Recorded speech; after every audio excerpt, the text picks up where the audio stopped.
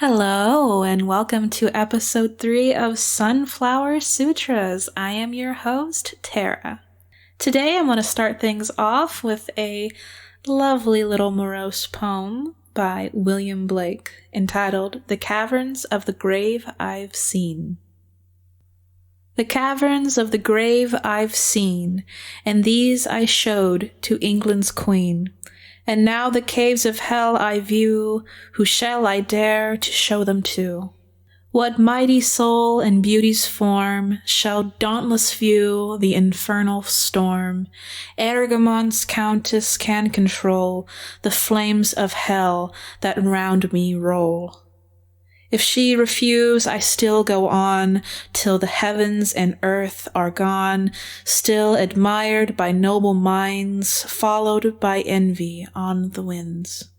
Re-engraved time after time, ever in their youthful prime, my designs unchanged remain, time may rage and rage in vain. For above time's troubled fountains, on the great Atlantic mountains, in my golden house on high, there they shine eternally. And here with us today we have Ronda Miller, poet extraordinaire. She is currently talking to us from Lawrence, Kansas on the phone. You want to give a little ring out? Hi, Tara. Thank you so much for having me on. I'd like to just say hello to everybody in the listening audience. And before we get to the nitty-gritty of the matter, if you just want to introduce yourself to our listeners. Sure. I'm Ronda Miller. I'm a life coach who lives in Lawrence, Kansas. And I work predominantly with people who have lost someone to homicide, but I do have other coaching clients. And I became a poet, I'm going to say 12 years ago, although I was a creative writing major way back when at Kansas University, and then I wrote predominantly short stories. So I've always enjoyed writing, but mostly it's been poetry as of the last decade. I remember the first time I heard your work in Lawrence at the Word Saves Lives event, and I was immediately taken by your work. Thank you. I think that specific event certainly is quite powerful, and I know I myself have been very impressed with the type of poetry that is shared, and I think that I'm, going fairly deep, and then I'll hear another poet read something, and it gives me permission to go deeper too. So a lot of truths are told at that event, yes. And I think they're very helpful to other people. Yes, that is absolutely true. And, touching on that matter, a lot of your subject matter is definitely, it's hard-hitting material. It really is. You've got a couple of books out. Do you want to talk about that? Sure. My first book of poetry is called Going Home, Poems from My Life, and it probably has a little more of nature, the love of Kansas, scenery and so forth, healing aspects of Kansas and nature in it. Although it does start off with the poem called Milky Way Woman, which I probably did at the event you're talking about, which basically goes into when I was 3 and you sent me out to play in the snow while you put a bullet through your heart.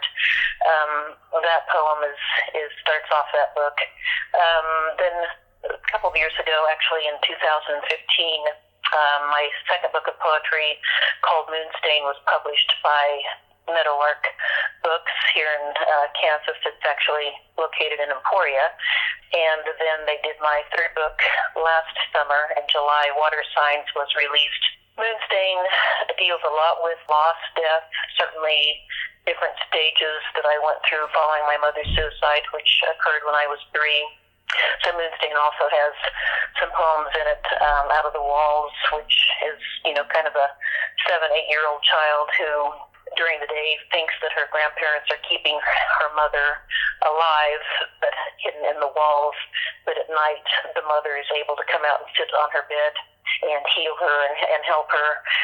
And then it moved into more angry poems like Stone-Eyed Cold Girl and Mama Slam. And Mama Slam discusses a lot about the trauma and what happens to a child when they're not allowed to talk about things that they need to and don't get therapy and just kind of not only the anger, but the self-destruction that can occur when those thoughts and feelings are played in one's own head without any type of release. And that's a fairly popular poem in the prison settings from what I understand. A couple of friends of mine are good about going into prison system and working with both male and female populations, and they've said that they've read that poem and that a lot of them identify with that. So it talks about promiscuity, drug use, cutting, stealing, just kind of many negative aspects that young people on their own devices without feeling like they have guidance or empathy or understanding find themselves in.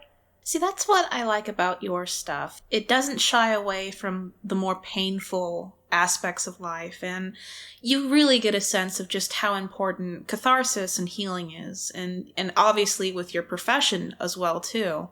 Well, it's been interesting because you probably know a favorite poet of mine, as with many people, is Annette Hope Billings, and she has, I think, some similar situations in her life early years that I did, but her poetry, I think, is much more uplifting and hopeful than mine, and I've given that thought over the years, and I think some of that may be because she started talking about her situation earlier than I, so she's maybe further along in terms of healing, but to get to the stage where she is, you kind of have to go through the stage where I was or have been, more so than I am now. So it is definitely a process, and I think it's important for people to remember when they discuss traumatic incidents that we all have some traumas in our life, and it's really important not to judge other people's traumas, which I have done in the past. I'm ashamed to say, but live and learn. But it is important to give permission to people to speak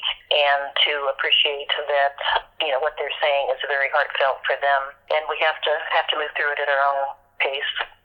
I know that as well as doing the life coaching and the community outreach, part of that is that you are involved in the Kansas Authors Club, and you had a little bit to say about that? Yes, Kansas Authors Club has been just so instrumental in my career as a poet. I didn't really realize that there was such a thing, and many people still don't know about it. It's the oldest writing club of its kind in the United States, which I think says a huge amount for not only Kansans, but for the beauty of Kansas and how inspiring it is.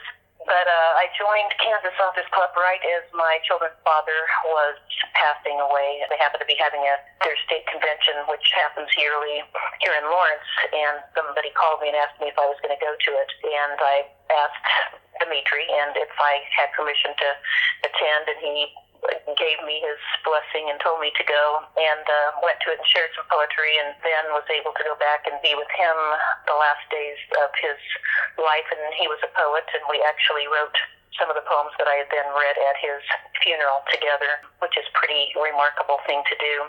But since then, I had nothing published. I happened to run into a friend of Dimitri's, who's Roger Shimamura, really well-known artist, and I don't know if he's still a KU professor, but he had shown a documentary about growing up imprisoned, as a young Japanese child. I think he was 3 when that occurred.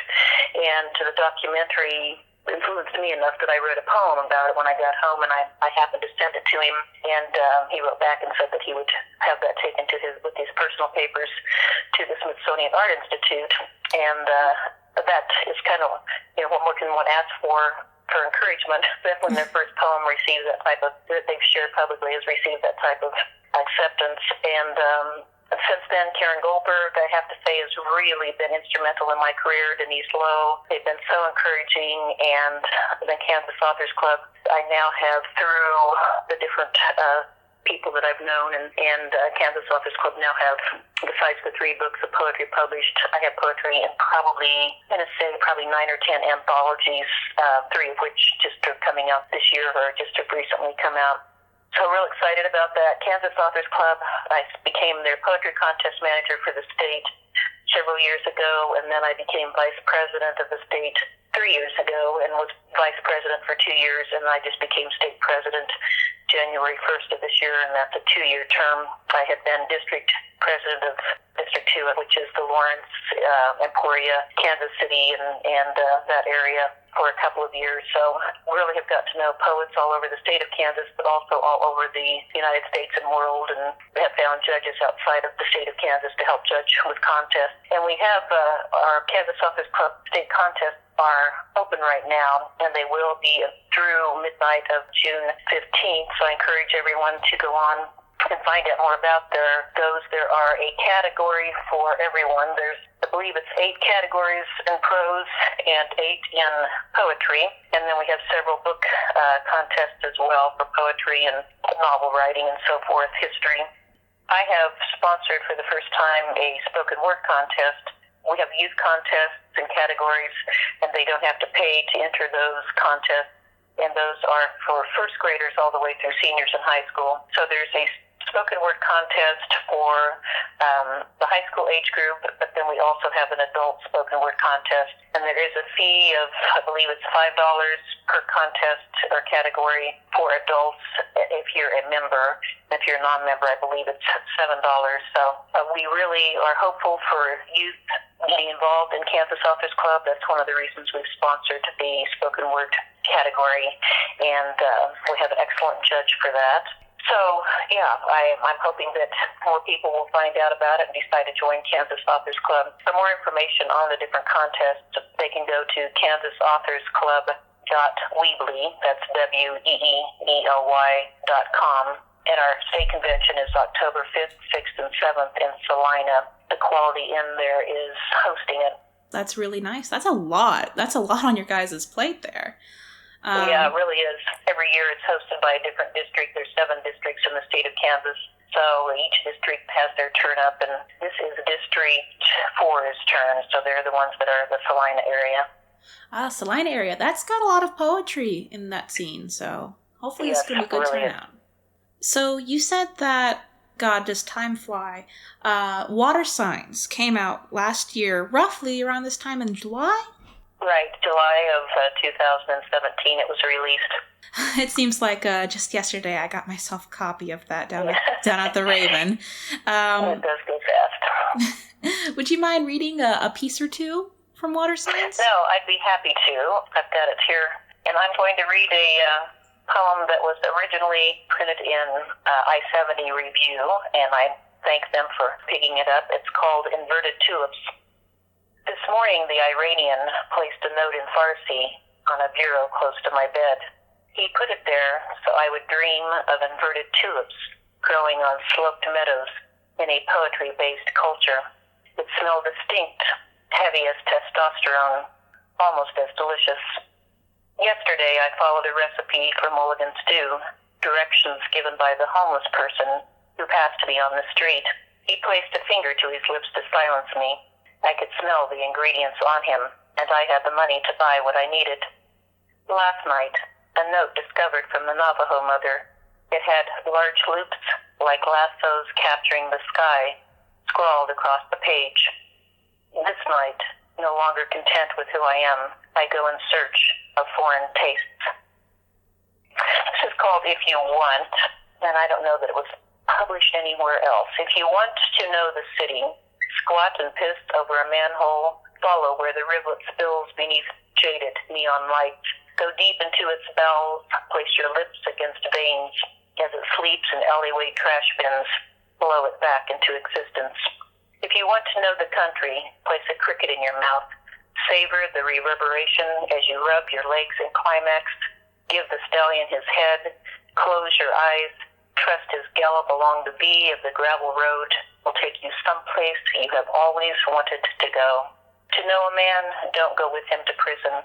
Look into his eyes, make love, echo his cries, rock him as he weeps the tears he's held inside. To know a woman, watch her nurse her newborn. Look at her expression as she reached the last page of a book. Note the way she walks as she walks away. If you want to know a poet, read his words. Do not trust you have a clue as to what he meant. Read his words again until they become your own. God, That's what I love about your stuff. It's just, I love vivid story poetry. That's something that paints an image, that takes you somewhere. I'm with you, I agree.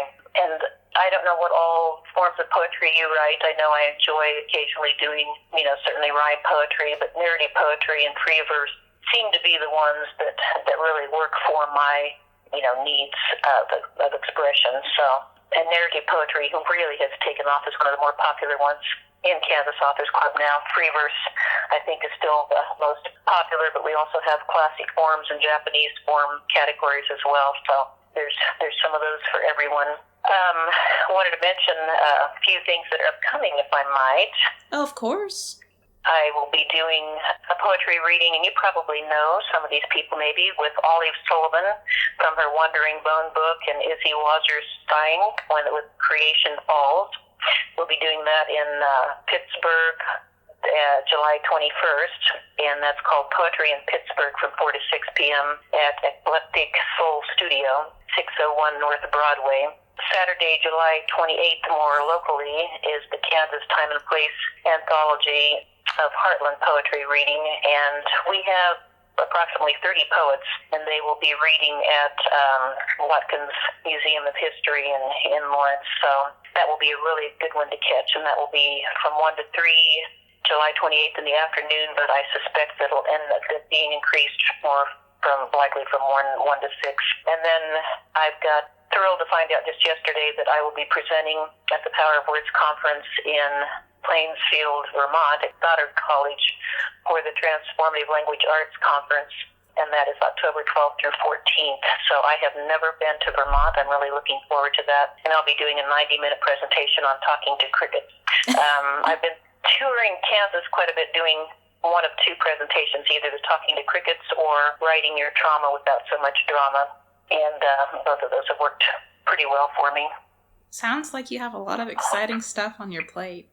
Yeah, I'm really looking forward to it. September will also find me in Colby. I'm supposed to be presenting my memoir called Gun Memories of a Stonite Coal Girl, and I will be then going on into St. Francis, Kansas, and reading their art center that same weekend. But looking forward to that, too. That's kind of my home area. St. Francis is where I graduated from high school.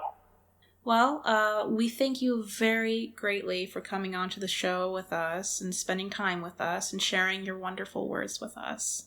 Well, I look forward to hearing your other interviews with poets. I know there's such an amazing blend that we have in our area, so you've got a great lineup. I know that, and you do a great job. Thank you very much. You're welcome. Thanks for having me on. Oh, thank you. If there's any last words you just wanted to say to our listeners? I just pulled up something from my book Moonstain earlier today and repeated it, and it was, I don't write poetry, it writes me, but the it writes me is spelled R-I-G-H-T-S. And poetry does that for us. It provides a lot of healing, or it certainly has for me. That's beautiful. Thank you very much. And it brings me great pleasure to read these next few poems by Lawrence poet Macey Webb. These two poems are dedicated to late poet Jessica Elise. I found your tooth in a box. It was your front tooth, and it was the pin drop no one properly heard announcing illness when it fell unbidden from your mouth one day. It was in a tiny box, with your name on the outside. Jess. The kind of box that earrings come in when you get them as a gift. I found your tooth in a box with your toenail that finally fell off after you'd smashed it moving into the house with the crow's nest porch, on the same day that I realized that the extra pair of keys that had been floating around the house for months now are your set of keys. There's a key to my car on there. I floated weightless outside to try it in the door, and when it unlocked, I knew for sure the things I'd known now for months also. You're gone. Your box of tooth and nail is lousy with cockroach casings as they outgrew their small hard shells and moved on. Who needs teeth and nails anymore? The whole world is full of nothing and no one to fight. And maybe this will happen again, but maybe not. Now I know there's no way to tell. I couldn't fuck you better. Like that friend of someone's with breast cancer whose ex-boyfriend went to meet her in the state where she was going for treatment at some famous cancer clinic, and I'd promised to fuck her all the time while she was healing because something about how that was supposed to help or something. I'm not even sure what the hell that means. You didn't even feel like being touched most of the time. Your wounds made you self-conscious, and that's how I know you can't see yourself being brave. Because one day I could see your heartbeat pulsing in the spot where the doctors cut out a chunk of your skull and then put it back, just calm and collected, not anywhere near as panicked as I was. The thing you couldn't handle was how the skin glue stuck to your hair and flaked like dandruff, and the way people stared at the gaping scar when you took off the yellow hat. We all have to believe we're gonna make it, regardless of facts. You asked me if I knew the soul is eternal. It's the central question in the entirety of philosophy to your mind. It's full of grandeur, debate, speculation, pseudoscience, interference, divinings, and proclamations. And I sit here next to your hospital bed, wondering if we're not missing the mark. Any shot may miss the mark, because that pain medication makes you sleep so hard right now, and I'm wondering, is it more important that our bodies are immortal? If we correctly align our values based in the knowledge that time is ephemeral, relative, short as hell, and heavy, does the philosophy of soul, philosophy of mind, become just an extension of the golden rule? Because my body is as frail as yours, and in more ways than it is distinct, even today, while you sleep. Namaste, they say. Those pronouncers of other many great knowledges often prescribed the same return, to ground us into this earth, or try. My head stays in the sky, looking down at this crawling ant-like existence, and admitting to always maintain compassion for the slow or fast death we are all in the process of incurring. Thank you very much, Macey. Those pieces, those were gorgeous. Thank you for your bravery and your honesty. And if any of you listeners would like to submit to the show, please contact us via our new Facebook page, Sunflower Sutras, affiliated with the Washburn Radio KR Woo Facebook page. Give that a look as well. Feel free to message us there or message at tara.bartley@yahoo.com. Either will work. And remember, we're looking for any kind of poetry. We are not going to discriminate against any shape, size, smell, form of any kind. We are very eager to hear your words. Slan Gafol, and thank you very much.